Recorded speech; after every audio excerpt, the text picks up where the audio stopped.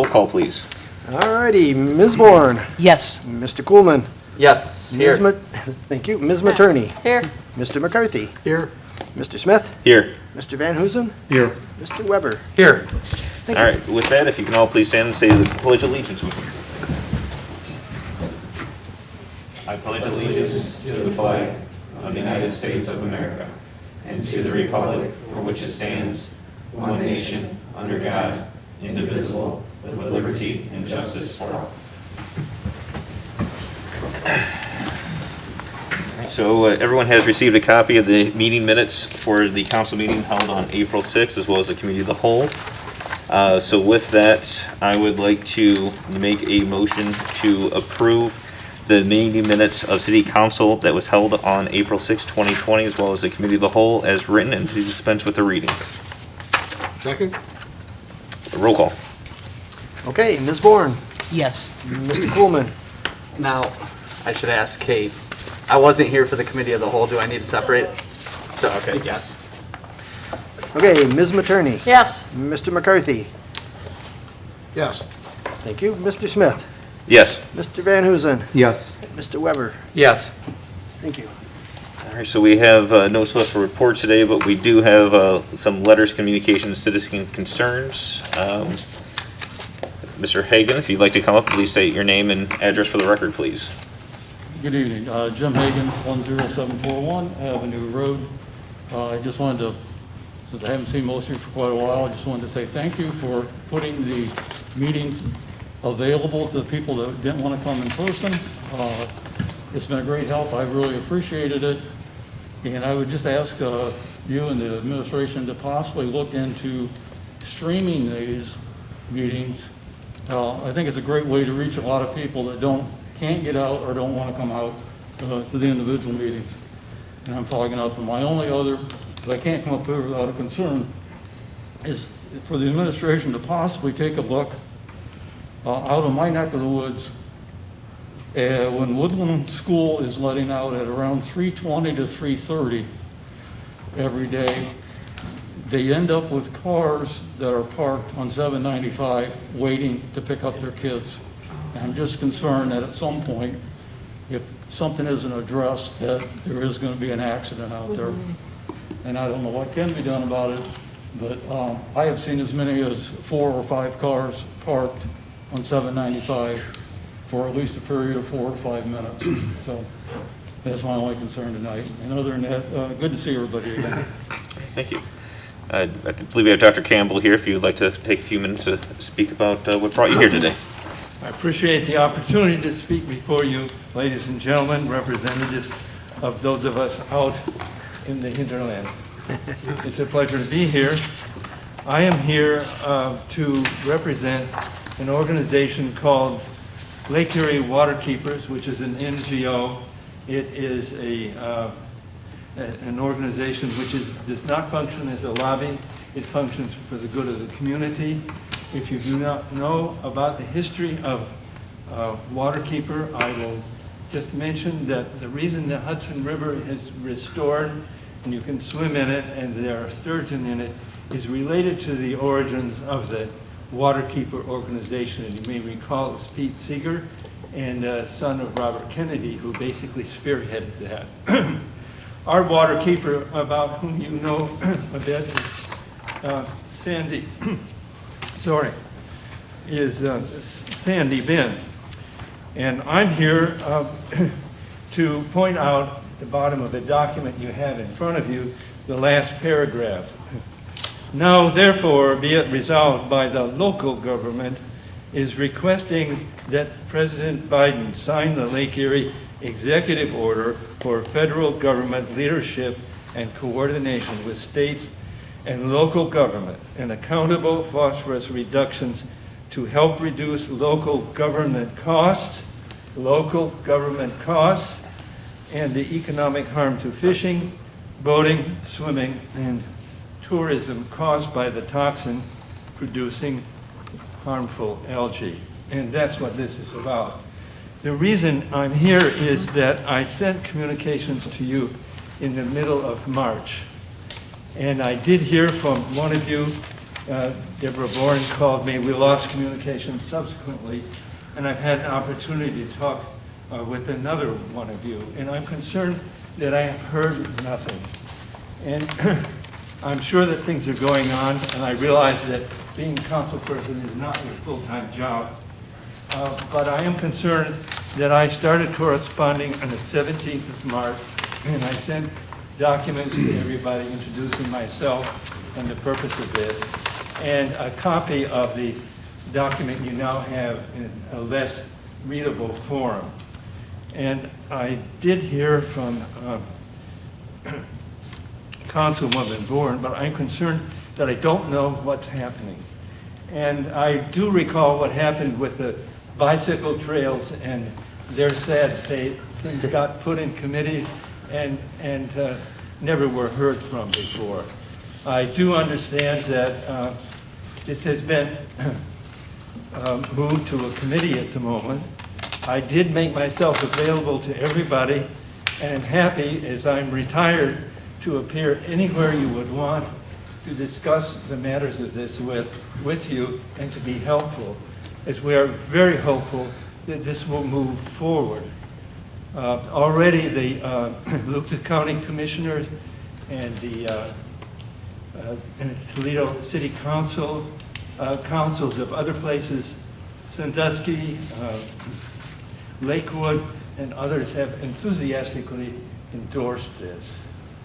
And it is designed in response to what we hear and often perceive in the media, that governments at this level are not heard by the federal government, and that the states seem to have considerable control over monies and other items. This is a chance, ladies and gentlemen, to stand up and be counted. Organizations such as TMACOG and others are welcome, but we hope this will be a grassroots effort. And I look forward to answering the questions that any one of you may have at any time. And thank you for your audience. Oh, Dr. Campbell, at least on my behalf, I really appreciate what you're doing. I completely agree with you. And I do think that it would be nice if we could have a resolution at some point done by our council supporting particularly the last paragraph. Very welcome thought. I'm going to be speaking with the executive committee of this effort tomorrow, and I'll be happy to relay your interest. Thank you. This is Councilman Kuhlman. I had a chance to speak with you earlier today, and I found it quite informative. I guess what I'd like to know from the administration, I know the mayor's not here, is where we're at with this on the committee level. What's the plan? Because I do kind of view one of these, and I said this to Jonathan last night after I talked to you on the phone and set up the meeting for today. This is one of those bigger issues that I feel is maybe not a committee thing. I wouldn't mind spending my time at a council meeting hearing about what's going on with the Great Lakes and why it's important that we take an action like this. Now, if the other members of council think it's more appropriate in committee, I'll definitely make time to go to the Public Utilities Committee like we all have the right to do. But if it's something all the other council members are interested in hearing about and potentially supporting, I would like to see this on a council agenda rather than a committee agenda. I would like to say, this is Councilwoman Bourne, and thank you very much, Councilman Kuhlman. I agree with your comments. I think this definitely needs to be brought forward to all of City Council and be on an agenda. We definitely need to discuss this, but I also like to see us move forward and do something about it as well. You've been very kind. I appreciate your comments, and I can't ask for anything more. Thank you for your time. I do have a comment. This is Yeah. Councilwoman Materney. I am originally from Port Clinton. I grew up on the lake. I saw firsthand of the changes when I was a child. You didn't swim in the lake. That was late 60s because of how bad it was.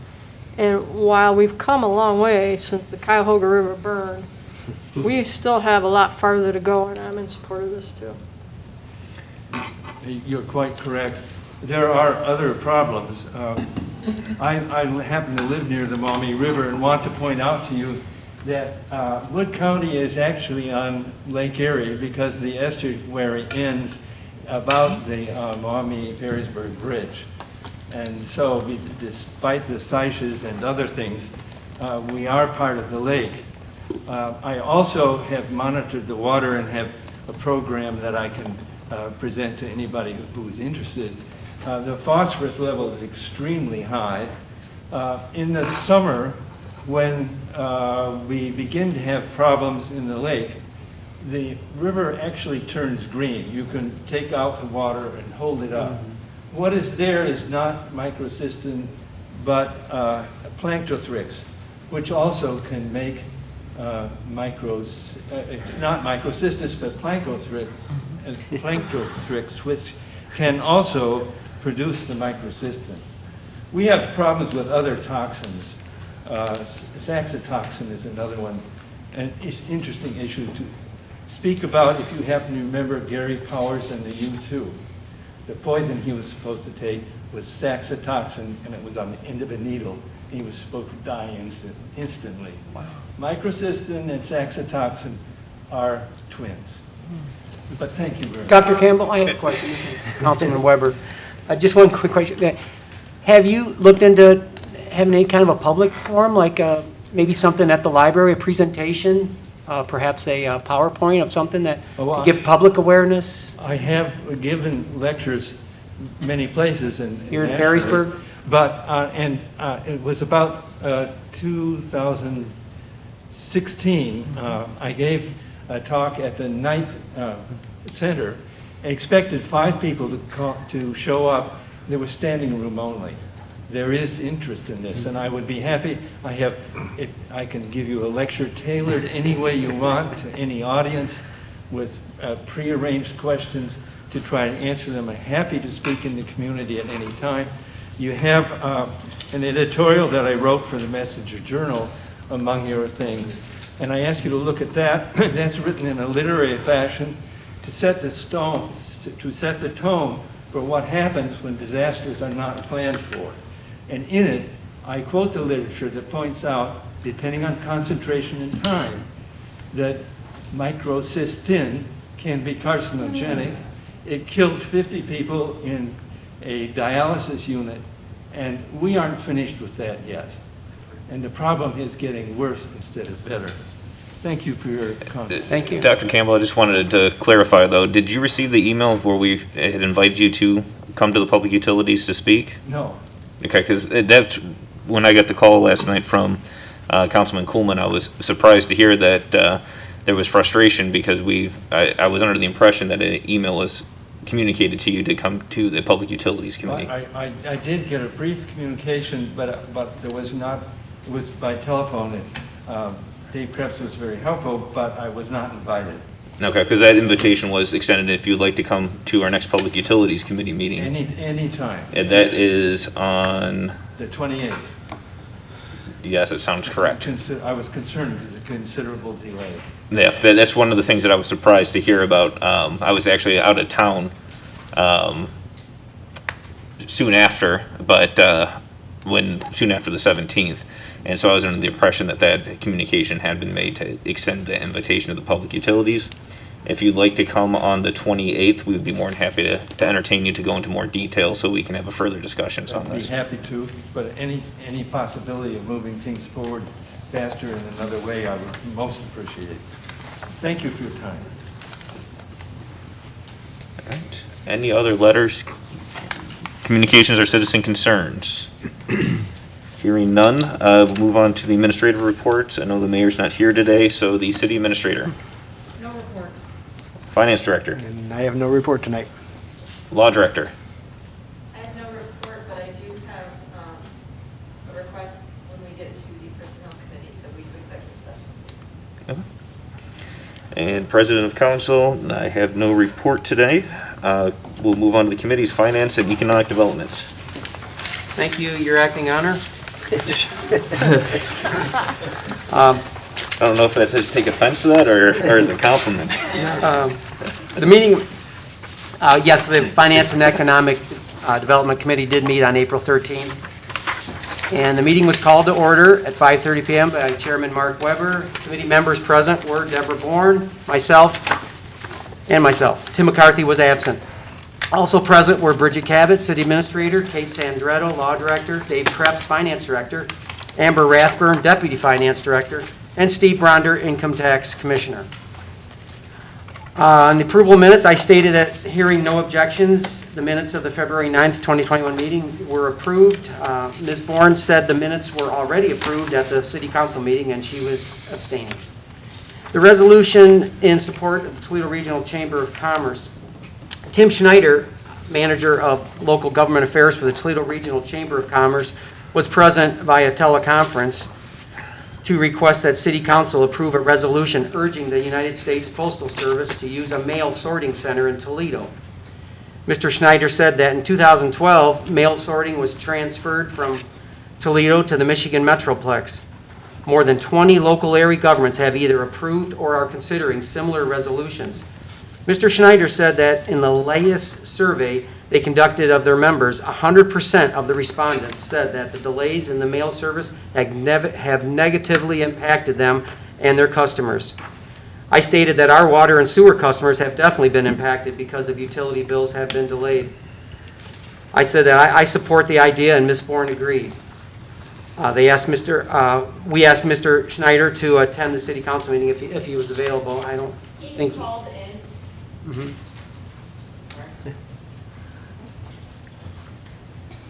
Kate Sandretto, Law Director.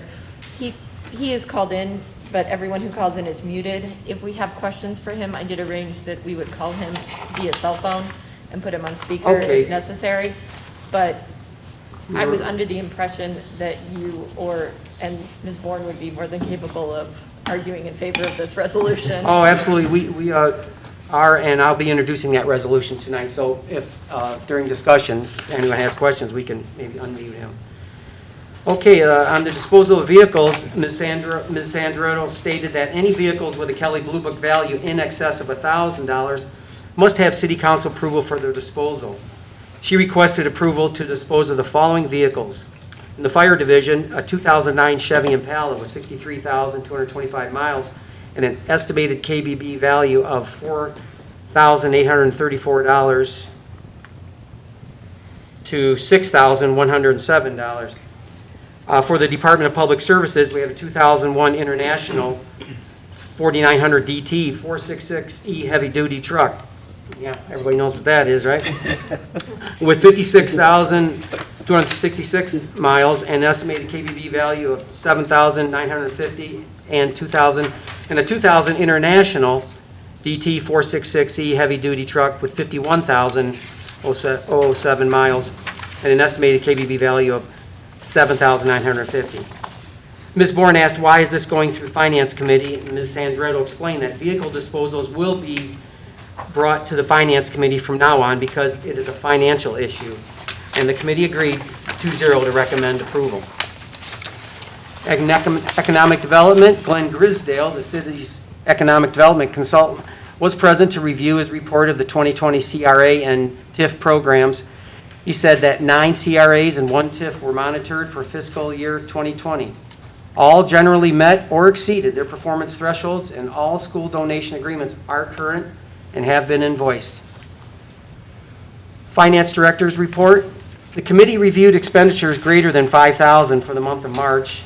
Ms. Bourne asked about a payment to OHM for the land use plan, and I asked about payments to WeCare, Wex Bank, and MTM Transit. Ms. Bourne asked who owns MTM Transit and where are they located. Ms. Cabot said she would send a follow-up email with that information, which we received that very same evening. Mr. Krebs reported that the balance in the health insurance fund as of March 31st, 2021 was $178,665.61, which is down from February. He said that the previous third-party administrator has been processing run-out claims, which accounts for some of the decrease. Ms. Sandretto stated that the refuse levy is an odd-numbered year levy, which was last on the ballot in November of 19. This is a two-step process, and the first step is a resolution of necessity. If approved, the resolution will be sent to the Wood County Auditor, who will send us a certificate showing how much the levy will generate. Another resolution will be needed for the levy to actually be placed on the ballot. I asked if the amount had been increased, and Ms. Andretto said it remains at 1 mil. Mr. Krebs noted that this is a replacement levy. The committee agreed 2-0 to recommend approval of the resolution of necessity. Ms. Andretto stated that the street tree assessment, which is 0.1 mil, is done every year, and the lighting assessment, which is 0.3 mils, is done in odd number years. She said that, like the refuse levy, the first step of the process is a resolution of necessity. I asked, just for the heck of it, is there any way that these can ever be eliminated, or has there ever been any talk that? And I said they aren't a lot, but they may add up, but Ms. Bourne agreed. Ms. Cabot stated that they have not discussed it internally, but City Council can make that decision. Mr. Krebs said that he believes most municipalities collect these assessments. And I was just asking if many complaints are received about these assessments, and Ms. Cabot said she has not heard any complaints about the lighting. Occasionally, someone will call and want a street tree that they aren't happy, and that they are placed on a list.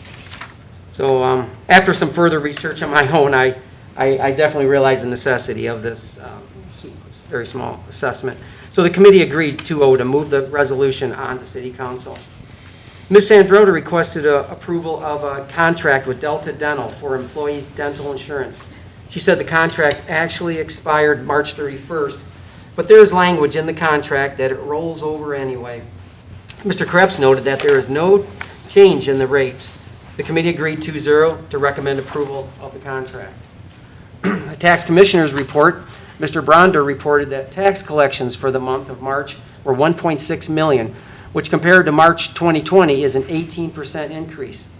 However, Mr. Bronder said that last year the building was shut down for part of March and non-essential personnel were sent home. He said that he compared March of 2021 to March of 2019, and collections for March are up 1.5% over 2019. Year-to-date collections for the first quarter were $4.9 million, which is up 4% from last year and up 3.1% from the first quarter of 19. In other business, I asked about the city receiving COVID relief money, and Ms. Cabot said that the city will be receiving funds from the American Rescue Plan Act, but they are still waiting on specific guidance as to what the funds can be used for. She said that she has heard it can be used for tax replacement. I asked that once the administration receives the guidelines that the information be passed along to City Council. Ms. Cabot said that Council President Smith has talked to the mayor about it. Also, I asked Ms. Bourne if there were any budget items she would like to discuss, since she expressed concerns when the budget amendment was approved. Ms. Bourne said she addressed those issues at the time.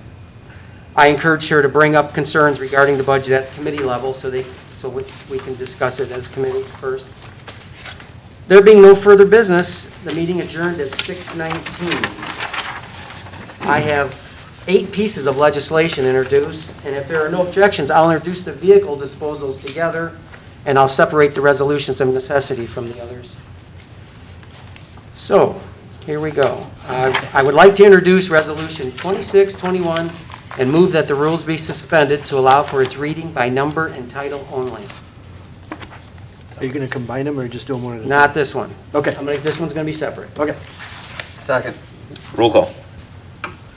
Okay, Ms. Bourne. Yes. Mr. Coolman. Yes. Ms. Materney. Yes. Mr. McCarthy. Yes. Mr. Smith. Yes. Mr. Van Huzen. Yes. Mr. Weber. Yes. Resolution number 26, 2021, a resolution joining the Toledo Regional Chamber of Commerce in strongly urging the United States Postal Service to consider returning mail processing operations to its sorting facility in Toledo, Ohio. I move that Resolution 26, 2021 be passed. I second. Discussion. Roll call. Okay, Ms. Materney. Yes. Mr. Weber. Yes. Mr. Smith. Yes. Ms. Bourne. Yes. Mr. Van Huzen. Yes. Mr. McCarthy. Yes. Mr. Coolman. Yes. Thank you. Okay, I'd like to introduce Resolution 27, 2021, and move that the rules be suspended to allow for its reading by number and title only, and to dispense with the second and third readings. Second. Roll call. Okay, Ms. Bourne. Yes. Mr. Coolman. Yes. Ms. Materney. Yes. Mr. McCarthy. Yes. Mr. Smith. Yes. Mr. Van Huzen. Yes. Mr. Weber. Yes. Resolution number 27, 2021, authorizing an agreement with Delta Dental for the provision of dental insurance coverage for the city of Perrysburg for the period of April 1, 2021 through March 31st, 2022, and declaring an emergency. I move that Resolution 27, 2021 be passed as an emergency. Second. Discussion. Roll call. Okay, Mr. Van Huzen, Yes. Mr. Coolman, Yes. Mr. McCarthy, Yes. Mr. Weber, Yes. Ms. Materney, Yes. Ms. Bourne, Yes. Mr. Smith. Yes. Thank you. Okay, I'd like to introduce Resolutions 28, 29, and 30, 2021, and move that the rules be suspended to allow for their readings by number and title only, and to dispense with the second and third readings. Second. Roll call.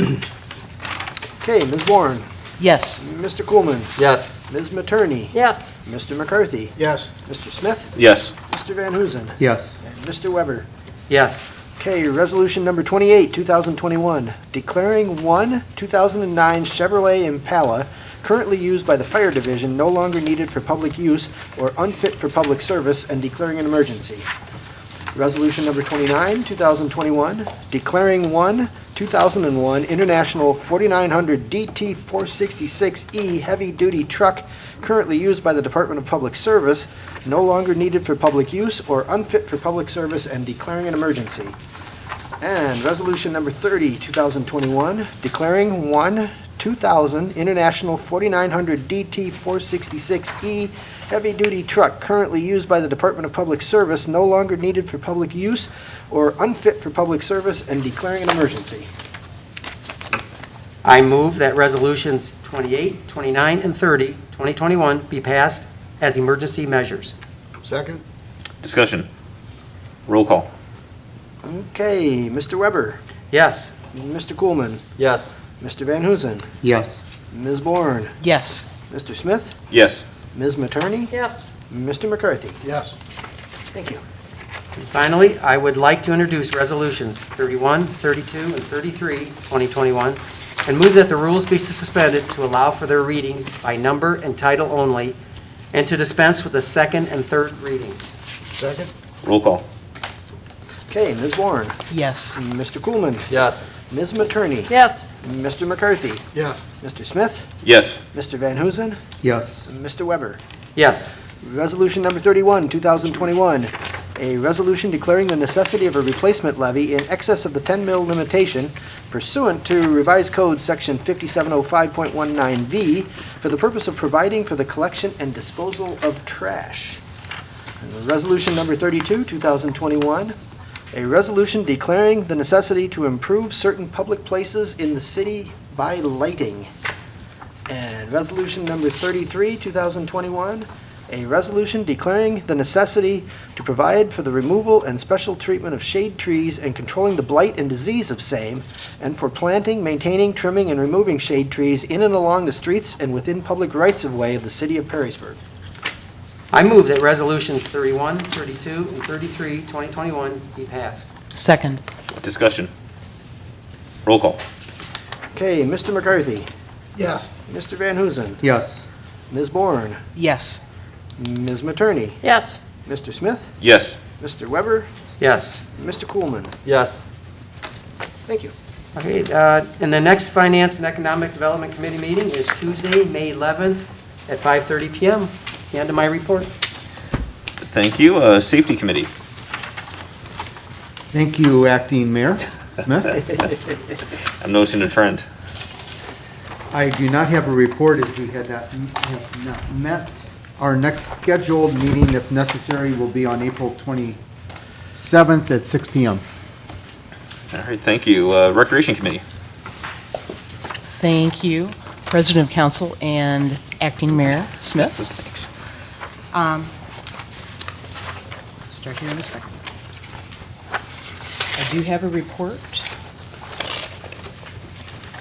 And just a second here. Okay. I just have to get, I have myself so organized. There we go. Then I'm really organized. Okay, this is the Perrysburg, for the Perrysburg City Council Recreation Committee meeting. The report for the regular meeting of April 13th, 2021. Present were Chairwoman Deborah Bourne, Councilors Jan Materney and Jonathan Smith. Chairwoman Deborah Bourne called the meeting to order at 6:30 p.m. in council chambers. After a roll call and the Pledge of Allegiance, the administration reports for the meetings of February 9th, 2021 and March 9th, 2021 were approved. The former 3-0, the latter 2-0, Ms. Materney abstaining. No citizen concerns were presented. Chairwoman Bourne asked that the single new business item discussion with PABSC representatives be moved up to this point in the agenda. Bob McLean, 9619 Millcroft Road, an executive member of PABSC, was present. He stated that the organization has been seeking guidelines concerning how they should operate during the pandemic. He said that he sent questions to council, the administration, and the Wood County Health Department. Ms. Cabot got back to him and clarified some of the issues, as did Mr. Robison, Wood County Health Commissioner. He also talked to Lana Glory, the Wood County Environmental Health Director. All of these confirmed there appears to be a problem of miscommunication within the PABSC organization. Chairwoman Bourne said that there seems to be an internal issue to resolve and asked the PABSC to keep her and the committee informed about the resolution. Ms. Bourne said that she had spoken with Mr. Robison, who told her he appreciated the PABSC is preparing assessments, but that it was not necessary that they turned it into him. Mr. Robison stated that if Ms. Bourne called the governor's office, they would send her back to him. Ms. Bourne also talked to Public Service Director Rob Ross, who told her he appreciated knowing that the assessments were being done, but did not need to see them. Mr. McLean stated that Ms. Cabot had told him that the law director prepares a standard agreement which any group renting the fields has to sign, and any COVID-related issues would be resolved by the health department or internally. Mr. Smith stated that he had not received the email Mr. McLean had sent to council. Mr. McLean clarified that the email had gone only to Chairwoman Bourne.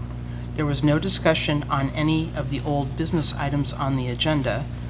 Chairwoman Bourne reported that on the April 5th meeting of the Parks and Recreation Advisory Committee, she stated that the numbers seemed to be very excited about the erosion project being done around Three Meadows Pond. She also announced that Jessica Kemp was returned as chair and Will Harbauer is recording secretary. The meeting adjourned at 6:39 p.m. Next regular meeting will be May 11th at 6:30 p.m. Report prepared by myself, Deborah L. Bourne, chairwoman, March 18th.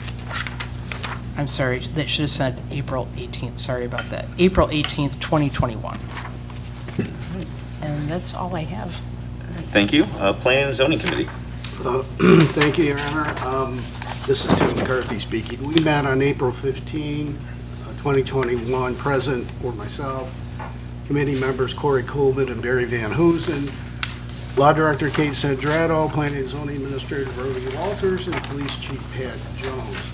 The minutes of the March meeting were approved, and then the balance of the meeting was devoted to talking about DORA. Chris Morris, Inside the Five, was present. He's here again tonight to discuss some difficulties the downtown liquor permit holders have encountered as they've tried to comply with the initial DORA ordinance. One of the requirements was that permit holders obtain liability insurance for the DORA.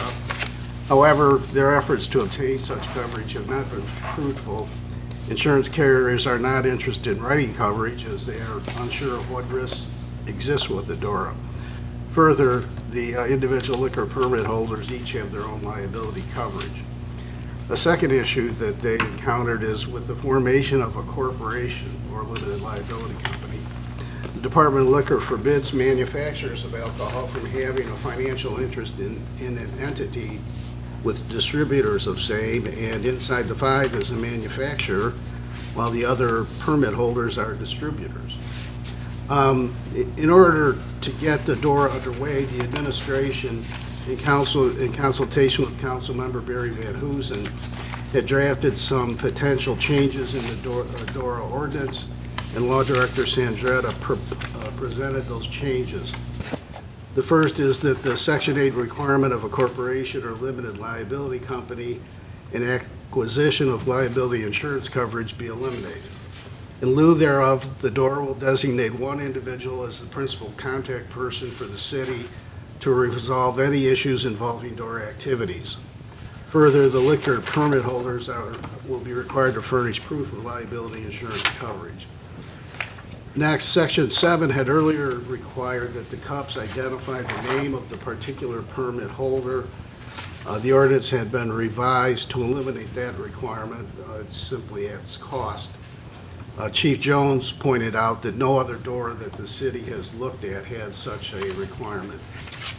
Finally, the city will purchase and install signage for the DORA, as the boundaries for the DORA are set by the city, not individual permit holders or merchants, and that they are city signs like other traffic signs and the like. The signage will not call for review by the Historic Landmarks Commission.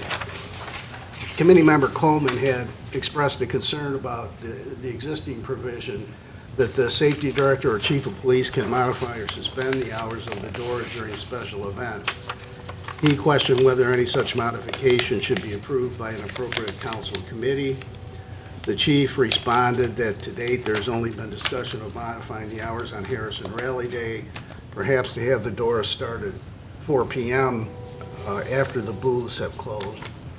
He said that there has been no discussion of changing the hours during farmers market. The chief said that the department will evaluate all events for any potential issues, as they usually do, and he told us a little bit about that process, and that he was not planning to excessively modify hours for the DORA. I commented that I was satisfied to leave these decisions to the chief. Committee member Van Hoosen concurred. Law Director Kate Sandretto pointed out the existing ordinance calls for its initial first-year review to come in relatively few months, this coming September, at which time this issue could be reevaluated, and Councilmember Coleman was satisfied that we could proceed for now and then reassess the issue in September. Committee member Van Hoosen questioned another requirement that permit holders could be asked to bear the costs of additional law enforcement for the DORA during special events. My comment was that the liquor permit holders are not the only businesses to benefit from the DORA, as all downtown merchants do so as well. Again, Chief Jones told us a bit about the process that the police department goes through to talk about additional law enforcement, and he indicated he would be careful in assessing such costs. I was satisfied that the city administration will be judicious in making decisions regarding shortening the DORA hours or charging for police coverage at special events, given that the initial first-year review of the DORA will soon be occurring. After further discussion, we voted 3-0 to recommend approval of the amendments to the full council, and that did constitute the balance of our business that evening. Barry Van Hoosen really did the heavy lifting on this and working with the permit holders and the administration to get us to what is hopefully the finish line, at least until September on this. And so I've asked Barry to introduce those three ordinances. He reluctantly agreed. I emphasize reluctantly. I had to threaten him. Thank you, Tim. So should we read these separately? I'd put them all together just because the discussion might be simpler that way. That's what I would recommend. Could I ask you if you could just put two of them together, 29 and 30? Be more than happy to. Thank you. Thank you. I would like to introduce ordinance 2930, 2021, and move that the rules be suspended to allow for its reading by number and title only, and to dispense with the second and third readings. Second. Roll call. Okay, Ms. Bourne, Yes. Mr. Coleman, Yes. Ms. Materney, Yes. Mr. McCarthy. Yes. Mr. Smith? Yes. Mr. Van Huzen? Yes. Mr. Weber? Yes. Ordinance number 29, 2021, amending codified ordinance number 7, 2020, which is an ordinance creating a designated outdoor refreshment area for downtown Perrysburg and enacting regulations and declaring an emergency. Councilman Smith and President Smith, I have some discussion. We have to get We it have- on the floor yet. Okay, ordinance number 30, 2021, amending ordinance number 7, 2020, which is an ordinance creating a designated outdoor refreshment area for downtown Perrysburg and enacting regulations and declaring an emergency. I move that ordinances 29, 30, 2021 be passed as an Second. emergency measure. Second? Discussion. Thank you, Councilman. Councilman Smith, President Smith, and Acting Mayor Smith. I think I got all that right. This is Councilwoman Bourne. I wanted to say that I have consistently voted against the imposition of DORA at our historic downtown, and I believe it will cause severe damage to the other downtown retail businesses and property within walking distance of the downtown. I intend to vote no on all three of these ordinances. I still believe that the vast majority of residents of the city of Perrysburg do not want this. People who choose to move to Perrysburg, as well as those who grew up here and stayed here, are here because of safety and security, and which is important to them, and they like the traditional feel of Perrysburg. This particular version of DORA will put drinkers on the streets of downtown 11 hours a day, Monday through Saturday, and 9 hours a day on Sunday, 365 days a year. However, two of these contain flaws and misjudgments on top of their general irrelevance. They are designated below. Ordinance 29, 2021 states that permit holders participating in the DORA shall designate one individual as the DORA contact person. If this person is authorized, then the identity of the representative should be specified in the ordinance, and it ideally should be one of the bar owners, so they are held directly accountable. Ordinance 30, 2021 deletes from Ordinance 7, 2020, Section 3, the phrase "subject to final approval by Historic Landmarks Commission." The action is meaningless for two reasons. The previous sentence in Ordinance 7, 2020 still reads, "Signage shall be found to be in compliance with the Perrysburg codified ordinances." This means that regardless of whether or not the subsequent phrase is deleted from the ordinance, the Historic Landmarks Ordinance is still part of the codified ordinances, and signage within the Historic District must be approved by the Commission. Number two, the Historic Landmarks Commission is not the entity which gives final approval. If an applicant requesting certificate of appropriateness is turned down, they have the right to appeal to City Council, which has effective final approval. The city administration has the same right to do this as anyone else, and there is no conflict because the executive and legislative branches of the city government are separate. The ordinance also states that the city administration will use its own branding rules for signage in the historic district instead of the standards and guidelines recommended by the United States Department of the Interior, which are referenced in the historic district ordinance.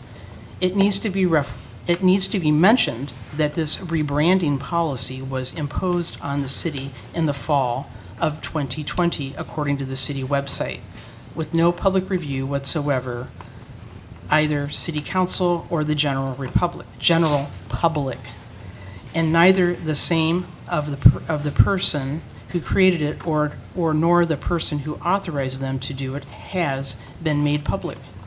In conclusion, the whole process is nothing more than a continuation of the city administration's long-term goal of eliminating the city's unique heritage and replacing it with a generic cookie-cutter suburb like the others. Thank you. I had two comments, Jonathan. With respect to the individual designated, there's no name mentioned because it calls for an annual designation by May 1 of each calendar year. So there is no one individual who will in perpetuity be that representative as Chris Morris this year. And we appreciate his willingness to take on that role.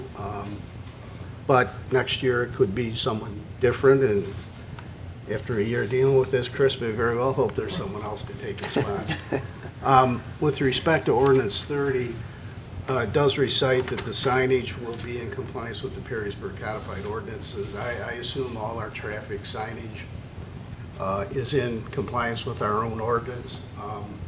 And given that, as I think we kind of started down this road, our thinking was a little bit off that this was some sort of foreign body, but the DORA is a city creature. The city created it. By law, only the city can create it.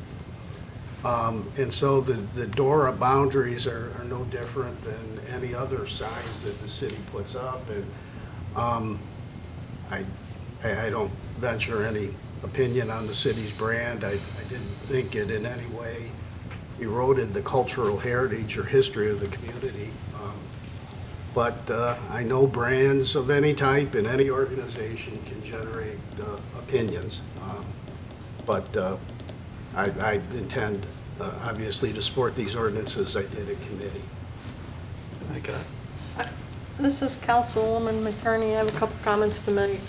Of course, the signage has to adhere to our ordinance because they'll have to meet the standards as set forth by the Federal Manual of Uniform Traffic Control Devices, which is probably codified in the city ordinance, right? Right. Second of all, I want to state that when we originally came up with DORA, it was not our intention to create such hurdles. They were unintended. A bunch of us, mainly Barry, has led negotiations with various entities who wanted to be part on the refreshment side of DORA to get this worked out so we could get it. And it was our intent, as far as I know, to have this up and running by June because we wanted it. We realize this past year has been extremely painful for businesses throughout the U.S., particularly in Perrysburg, and we are trying to do everything we can as council members to help them out, because that's what makes part of Perrysburg, is our businesses and the unique ones we have and stuff. So thank you very much, Barry, for taking the lead and doing this, and I appreciate it. And that's all I have to say. I have one comment. Go ahead, Mark. Councilman Weber, you know, as council members, we are trying to help our small businesses and our, especially, you know, the ones in the uptown area. And I have to disagree with Ms. Bourne about there's many businesses that really did support this very highly, especially in all the meetings that I attended last year when this was passed. There were a lot of support from the other businesses other than the bar owners, just a lot of the other shops. So this is be a very good thing. Well, And thank you, Barry, also for everything you've done to make this happen. Councilman I'm in full Weber, support of these ordinances. Councilman Weber, I stand by what I said. I was just wondering if you said it or it sounded like more like a legal opinion. I know it's my opinion, and it's what I wrote. It took me a long time. It was painstaking, but I did write it. Thank you. Okay, if I could have the floor. Simply put, I just view this as a win-win. I look forward to voting for this. I believe this is something that has the potential to help our downtown businesses. I also view it as something that our citizens want. That's a win-win to me. One of the questions I'm getting a lot of, and I hope we can kind of give a general idea, is when can our citizens expect it? Because I know the first nice Saturday in April, I was getting text messages. And then it snowed. I actually have been in contact with Liquor Control, so they need a couple of more things from the administration, one of which I cannot provide until we have a city engineer who starts May 3rd. Once they have checked off all of their boxes, they turn around and they put into their system in an Excel spreadsheet all of the roads that are inside of the DORA and all of the liquor permit holders that exist on those roads. They then send notice to those permit holders that tells them they are now part of a DORA. Once the notice is sent, and they have said that they will send me an electronic copy, which they've also stated that turnaround is not particularly long, the DORA has their blessing and can proceed. So this is really a matter of getting the final bits of information to liquor control and the city having the time necessary to put the signs up that we need to put up so that everybody knows where the boundaries are. I would definitely say by Memorial Day weekend, our goal is sooner as possible to assist with this to the best of our ability, but we are definitely focused on no later than Memorial Day weekend. Okay, that is fantastic news. I think a lot of people will appreciate having some sort of guideline on when it's going to be implemented. I would like to remind our constituents and members of the city and visitors that this is the first passage. We are going to review this in September. Your constant feedback would be appreciated, whether you're for the DORA or against it. The things you're experiencing that you don't like and the things that you do like and the things that could make it better. Right now, I believe we, at the committee level, have identified potential issues that obviously have not arisen because it's not implemented yet. We have our eye on those things. We will hope to make it better in the future, provided that it is doing good things for the city. Thank you, everyone, and I too would like to just echo exactly what Councilwoman Attorney had mentioned with the unintended consequences and hurdles, and thank you, Councilman Van Duzen, for taking the lead to help get these resolved so we can get this off the ground. And I appreciate hearing that the goal is May, well, whatever Memorial Day, I don't know off the top of my head, but that last Monday in May is that weekend that we have this thing up and running, and I would like to encourage to try to move that along as quickly as possible, whenever possible. Do keep in mind that signs have to be ordered. I know that that's going to be the hurdle, but hopefully we can get those ordered before we even have approval from the liquor department to just get everything's ready to go. Because it sounds to me that this has a good chance of passing here tonight. So with that, I will have a roll call. Okay. Mr. Van Huzen. Yes. Mr. Coolman. Yes. Mr. McCarthy. Yes. Ms. Bourne. No. Ms. Materney. Yes, Mr. Weber. Yes. And Mr. Smith. Yes. Thank you.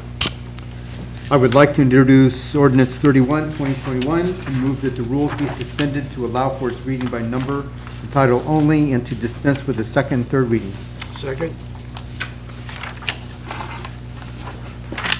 Roll call, sorry. Ms. Bourne. No. Mr. Coolman. Yes. Ms. Materney. yes, Mr. McCarthy. Yes. Mr. Smith. Yes. Mr. Van Huzen. Yes. Mr. Weber. Yes. And this is ordinance 31, correct? Yes. Okay, ordinance 31, 2021, amending ordinance number 7, 2020, which is an ordinance creating a designated outdoor refreshment area for downtown Perrysburg and enacting regulations and declaring an emergency. I move that ordinance 31, 2021 be passed as an emergency measure. Second? Discussion. Roll call. Okay, Mr. Smith, Yes. Mr. Weber, Yes. Ms. Bourne, No. Ms. Materney, yes, Mr. McCarthy, Yes. Mr. Van Huzen, Yes. Mr. Coolman. Yes. Thank you. That's the end of our report. All right, thank you. Next item is our Personnel Committee. Thank you, Council President Smith and Acting Mayor. I see you updating your resume as we speak. That's exactly right. LinkedIn's going to have a new profile here. The Personnel Committee, although I apologize, I did not do so well in getting a report out to my fellow council members, but Mary Jo was pleasant enough to give me a template to read off. It was a rather straightforward meeting that convened on April 15th, 2021. Meeting was called to order at 5:30 p.m. By myself. The committee members present were Corey Coolman, Tim McCarthy, and Mark Weber. Also present were Kate Sandretto, Law Director, and Kelly Chalfant of the Human Resources Department. The committee immediately went into executive session to discuss collective bargaining. Committee returned from the executive session at 5:55 p.m. and agreed 3-0 to recommend approval of the proposed agreement with the general unit. There being no further business, the meeting was adjourned at 5:56. So with that, I'm going to go ahead and make a motion that we suspend the rules and move into executive session so that we may discuss collective bargaining matters. Second? Roll call. Okay, roll call. Ms. Bourne? Yes. Mr. Coolman? Yes. Ms. Materney? Yes. Mr. McCarthy? Yes. Mr. Smith? Yes. Mr. Van Huzen? Yes. Mr. Weber? Yes. So we will be back. And we will be back shortly. You guys want me to tag along? I wouldn't expect this one to take Finance director, it would be nice to move. Never know. And that's No. Chief cook and bottle washer. that's not good. Yeah. Can I get that writing down and sure? Hey, Dave.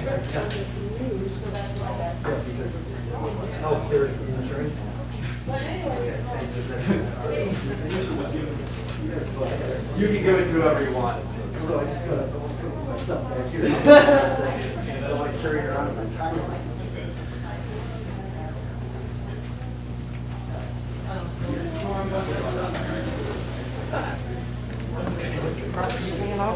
No, I'm going down with him. He just handed me a check that I don't want to leave. I don't want to carry around.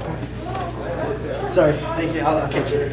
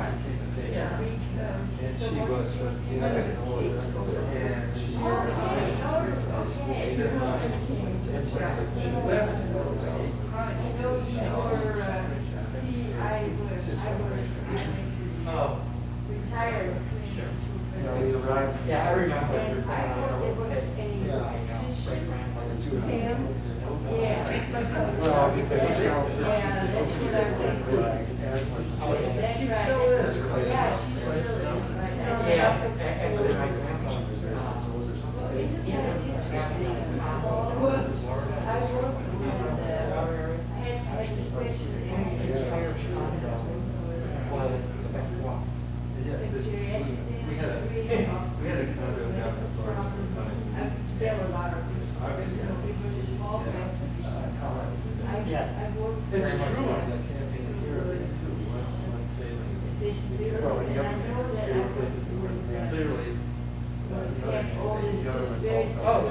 So the first is articulate.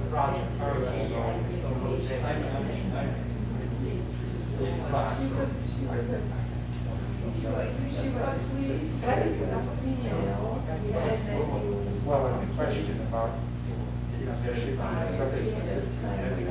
I actually was a different person. I'm sure she was.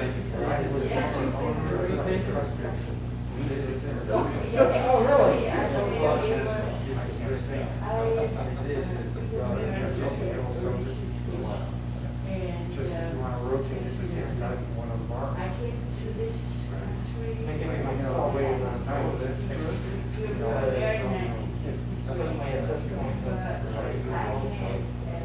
Thing about signs, those signs state code number supersedes. Very freely.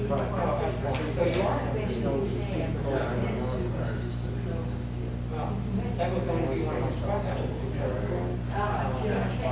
So anyways, we eventually otherwise you were taxpayers are paying. I'm going to leave my bill because I want to see what a lot of these things that's part of the well, practice on the strikes. Sure, my technology, but I mentioned my medical school, just like that. Trouble, and I was there. We worked for 10 years, so I came back. I grew up in that year, so I used to have second year. Like 5 or 6 bars.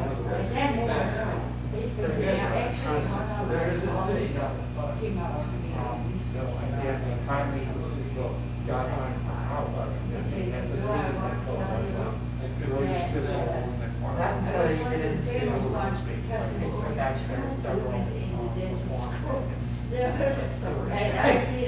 It's definitely not and actually it was added to the a lot more. Mine it is with the sciences, but I'm sure I'm more than we were. Well, what? I also I'm very happy I grew up. It's a very open and they're very they're just down the truth.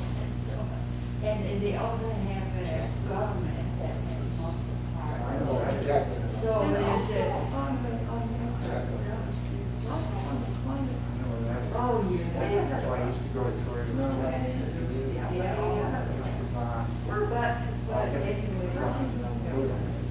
anyways, the president. Force 5-sided increase in Pennsylvania. In a state not before, ran for city council.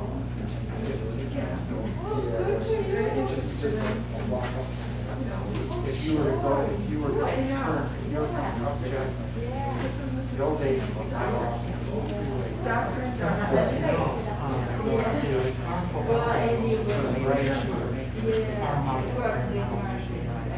oh, that's terrific. Broadly. Sometimes the way I work it is, if it flows through, this good. So I remember sewer, gas, statue of the I think that's marvelous. We'll need to keep communication because I'm a member of the board of Lake Erie Waterkeepers. Also been active in Wood County affairs. I've been president of the Friends of Wood County Parks and also was the co-director of the recent levy for parks in Perrysburg region. And also so I still try to do things. All the time. Are you familiar with the Torrio was the new solar field that's proposed for Weston. No. He was very internationally respected. Larger than my That's 640 acres. It's huge. Yeah. It's going to be facing my half brother, all of the land for it, and he wrestled it. Will be first farmland. Yes, it would have to. Came back and there was a dry from there are people somewhat opposed to it. It's attracting some driving was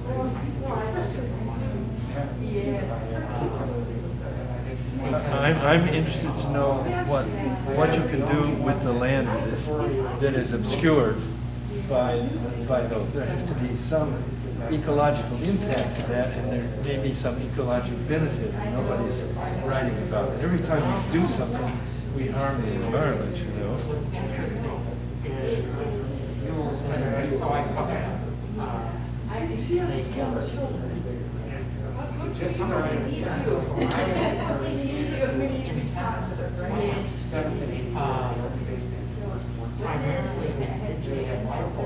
Oh, that's good.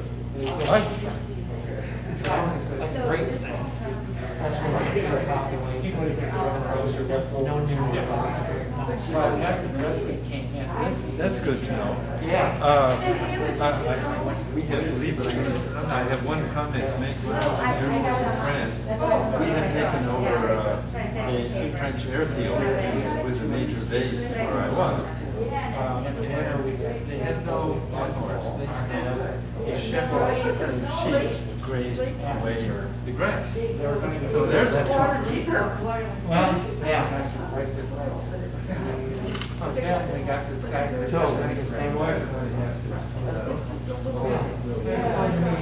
Pleasure meeting you, sir. Look forward to seeing you again. No doubt you know. Yeah, definitely if you're doing any events in Wood County, make sure to I'll do it. contact you. Terrific. Yeah. Good luck Unless to we're you. covering something else already. Thank you.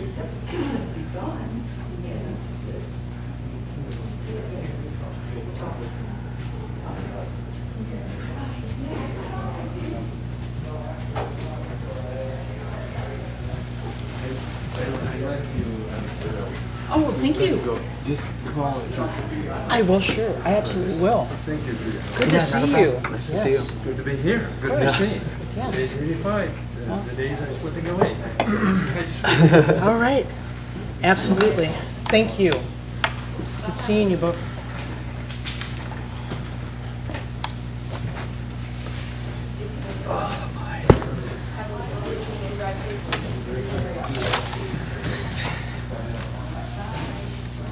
Okay, I'll make a motion that we return from executive session. Second. Roll call. Oh, why not? Okay, Ms. Bourne, Yes. Mr. Coolman, Yes. Ms. Materney, Yes. Mr. McCarthy, Not here. Mr. Smith, Yes. Mr. Van Huzen. Yes. Mr. Weber. Yes. Thank you. Okay, with that, I will go ahead and I would like to introduce ordinance 32, 2021, and move that the rules be suspended to allow for its reading by number and title only, and to dispense with the second and third readings. Second. Roll call. Okay, Ms. Bourne, Yes. Mr. Coolman, Yes. Ms. Materney, Yes. Mr. Smith, Yes. Mr. Van Huzen, Yes. Mr. Weber. Yes. Ordinance number 32, 2021, authorizing the city of Perrysburg to enter into an agreement with Ask Me Local 3906 and declaring an emergency. I move that ordinance 32-2021 be passed as an emergency measure. Second. Discussion.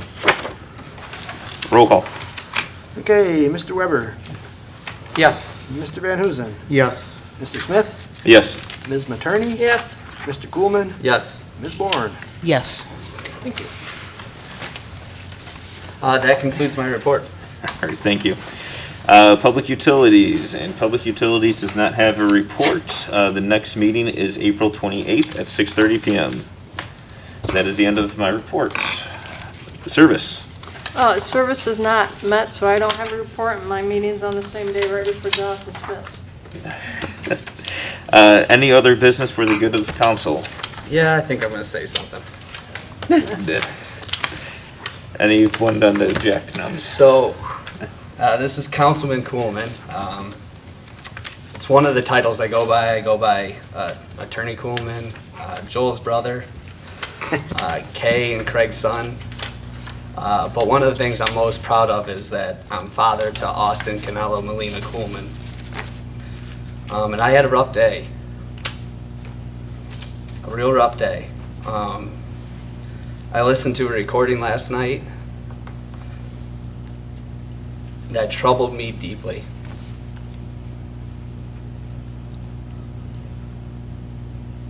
My son is half Mexican. His mother is a full Mexican. She does wonderful things in the Latino community in Toledo. And I knew that when we had a son and we were raising him in Perrysburg, at some point I'd probably have to have a conversation with him. That sometimes people may say things and reduce him to something that he has no control over, that is offensive, that's racist, and that is wrong. What happened to that boy on that bus is despicable. That would be my worst nightmare as a parent. And no one should be subjected to that, especially not a child.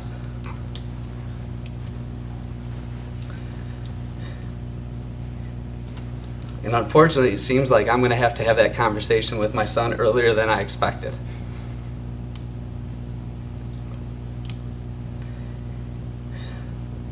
And I trust Tom Hostler, I trust the school's administration, I trust our mayor, I trust the people up here, and a vast majority of our citizens. I trust you to do the right thing and react appropriately. But things like this can't keep happening. We have to look at ourselves and we have to decide whether we're going to be reactive or proactive. And it's tough. It's tough. I learned a lot from the kids on that bus, I'll tell you that. Those two kids on the bus, and I'm going strictly from what I read in the news, that reported what that gentleman said to that kid, kudos to them. Kudos to them. That was brave. That is bravery.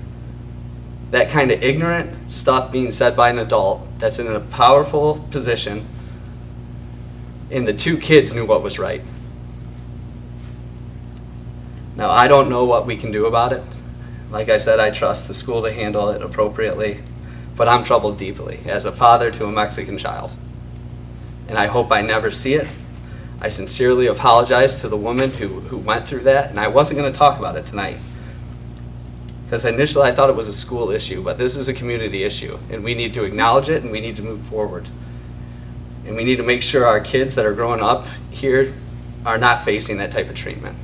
This is one of the best communities in Ohio to raise a child, to be a family. And it didn't seem like it last night to me. I rest assured that I don't feel isolated. I know I have a lot of people up here that are fathers, raise their own kids, mothers, have family members they would never want to go through that, and they're going to be empathetic to that situation and that child's situation. So I guess what I want to say is anything we can do as a city council to help our residents feel more included, please let me know. Reach out to me, reach out to our city. We want to know how to be better. I want to live in a Perrysburg where I don't even have to have that conversation with my kid. We saw what can happen when people realize there's a problem. We saw it in the inclusive playground. Everyone came together, fixed the problem, and we're going to be no short of help on that moving forward. We need to acknowledge this problem, and we need to move forward and be proactive rather than being reactive. So with that, I have nothing further. Thank you. Thank you, Corey, for speaking out. Well said, Corey, thank you. Yep, amen. Anything else for council tonight? We can have a motion to adjourn. Motion. Second. I second it. All in favor? Aye. Aye. Thank you, I didn't know you were going to talk tonight. I didn't know I was going to talk. Hey, Kate? No, I appreciate taking